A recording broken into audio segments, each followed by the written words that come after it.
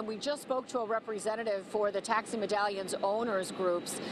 He's talking about the fact that 40,000 more of these for-hire cars in the past 3 years have been clogging city streets, making it nearly impossible to park in front of storefronts and patronize those small businesses. And really, what he had to say this morning is echoing what taxi drivers have been calling for. It's actually deterring business because you can't get anywhere in the city anymore. Second and most important, it gives a living wage to the drivers. And if you're at all interested in a quality of wages, then the drivers have to be able to earn a living and put food on the table.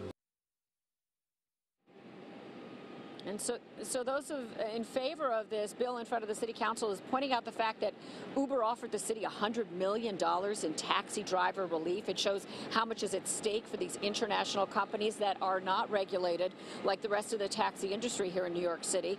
And they are also advocating a cap be put in place for the number of these ride-hail app cars, and also pointing out that taxi driver suicide from workers despondent over finances has risen. We've seen a half a dozen of those drivers saying working 7 days a week does not give them a living wage. Moving on now to another bill that is speaking to gentrification in the city.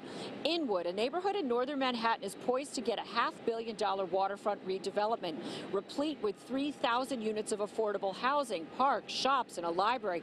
But current residents want guarantees that they can stay in the homes they live in now with those affordable rents, afraid that the prices would just rise and one more time price them out of a neighborhood that they can live and work in. Also, protesters expected to be here at City Hall from that Inwood group before that vote for City Council goes off. Both of those votes expected today.